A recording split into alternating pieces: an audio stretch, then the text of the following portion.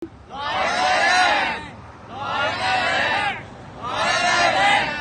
ม่สูงครับตอนพี่น้องเฮาคาผู้ปันแฮงในตอนรายการเขาใจหยดคำกูก็กูก้นเขา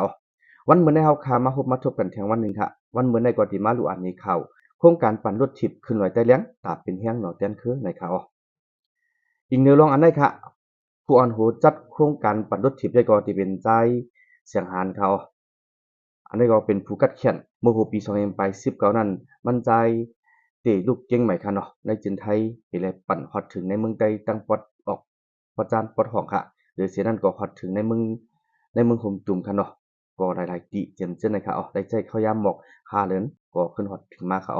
อีกแนวลองอันใดเสค่ะเนาะถ้าเป็นปีหมายต้องวันเจอจาจึนได้ครบ70กว่าปีในเฮแลอยู่ที่มั่นใจค่ะก็อ่อนโหยแล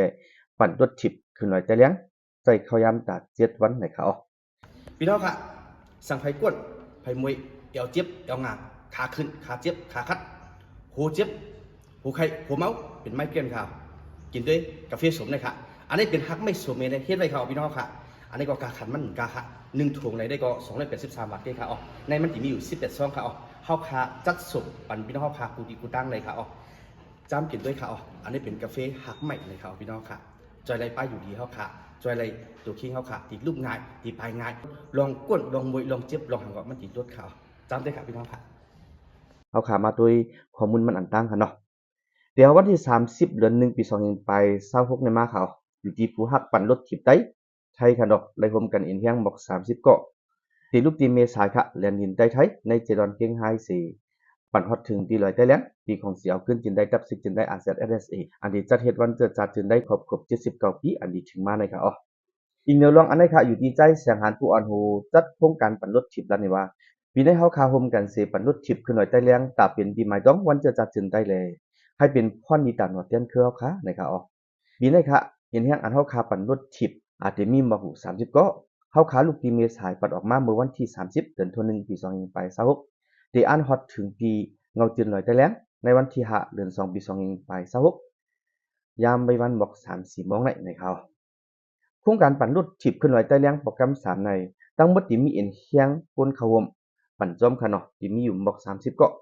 ผู้เข้าร่วมปั่นรถถีบซ้ำที่เป็นพี่น้องไต้กำพ้องเกี่ยวกับพี่น้องไต้พี่น้องไทยอันอยู่ในเมืองเกาะกรุงเทพค่ะเนาะบ่เกี่ยวก็เก่งใหม่เก่งไฮเมษายแลพะเยาจึงจะไหนในเขาในเขาดังอันเฮาคาปั่นรถถีบเสียว่าไหนลองปัญหาอันเฮาคาพบจอมตาจอมตังเด้มีสังเกาบ่มีก็ที่มีหมักลวดป่องเน้นเจิมจะไหนก้อยเฮาคาก็ร่วมกันเมเสเกี่ยวก็สืบปันแท้งเจิมจะไหนก้อยค่ะลองกินลองนอนก็มีปัญหาสัง1วันในเฮาคาตีใจเขายามปั่นก็สิมีอยู่1ปากกิโลพายเพราะเส้นทางเป้งค่ะนะสังว่าเส้นทางขึ้นลอยลงห้วยเต็มจะไหนแต่ก็เต็มปั่นในน้ำย้อนเส้นทางไกลแล้วเฮาคาเต็มปั่นไว้เตปั่นกว่ามันๆจะนั้นก้อยค่ะอันนี้ก็อยู่ที่ใจสังหารสืบลานนี่หนังไหนในค่ะอยู่ไว้ลองโครงการปั่นรถถีบขึ้นหน่อยใต้เลี้ยงในตาเป็นหมายต้องวันเจอจัดจืนใต้ไหนเสเมื่อปี2020นั้นเลยปั่นขึ้นแล้วกำหนึ่งนั่นแต่ก็ที่มีเอ็นแฮงหมอก20เกาะถึงมาปี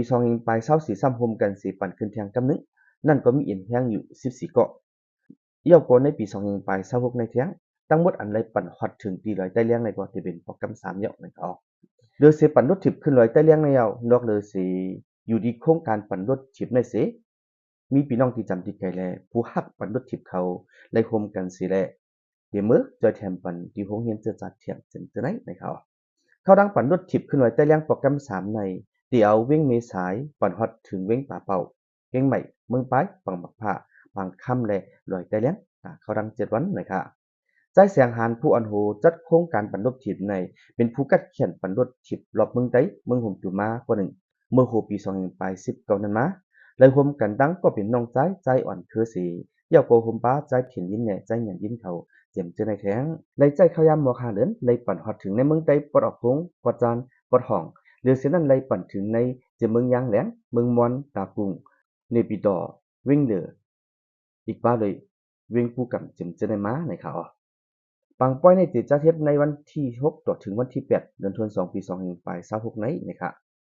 เจ้าขุนก็หนึ่งลัดนี่ว่าวันที่3ต่อถึงวันที่4ในเฮาขาดที่หางเฮียนขึ้นแล้วยินว่าปีในดิน100ติจัดใหญ่ในเขาพี่น้องไต้ในเมืองไต้ในเมืองไทยเจ็มเจในกอติกะเขาห่มน้ำในได้รับยินไว้ดังไหนในเขาข้อมูลอันนี้ก็แล้วมาปืนเพลัดนี่ปันพี่น้องเฮาขาผู้รับถ่อมในตอนรายการเฮาขาผู้ก็ผู้พ้นในเขา พี่น้องค่ะอย่าลืมปั่นอินปั่นแห้งอยู่ใน YouTube ขาวยอดคำ Official ค่ะอยู่ใน Facebook ได้ก็ยอดคำหันค่ะอยู่ใน Facebook Page ได้ก็ที่เป็น YK Vlogs นะคะ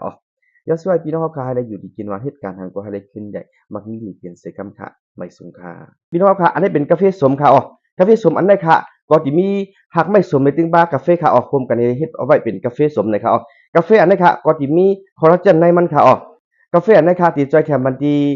ดุบกับดุบตัวค่ะจอมหูเขาเฮาคาเลยสังจอมนกสอเฮาคาเลยสังจอมแอวเฮาคาเลยสังจอมแอวเฮาคาเลยสังจอมตูคิงเฮาคากล่องกัวเฮาคาเจียมจังได๋ค่ะบ่คากวนเฮาคามวยลูกหยาบนางหยาบไปหยาบกว่าหยาบในจริงบ่คากินอันไหนจริงมันก็สิกะจอยกำเทียมปันเฮาคาอันเจ็บอันมวยอันกวนอันคืนค่ะฉะนั้นกาค่ะมันก็สิกะจอยปันบ่พอเฮาคาหูเจ็บหูคืนหูไข้เป็นไม้เปลี่ยนเจียมจังได๋ก็มันก็สิกะจอยแถมบันเทิง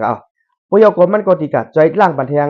ไขมันในเส้นเลือดเฮาคาเจียมจังได๋ค่ะเดี๋ยวเส้นนั้นค่ะเลือดขึ้นเจียมจังได๋ก็มันสิกะกำเทียมจอยปันป้านี่ค่ะค่ะอันนี้เป็นกาแฟสมค่ะสำหรับพี่น้องเฮาค่ะใครกินใครจ้ำตัวนี่ก็ตักเข้ามาเลยค่ะ1ถุงอันนี้ค่ะตั้งในมันสิมีอยู่18ซองค่ะ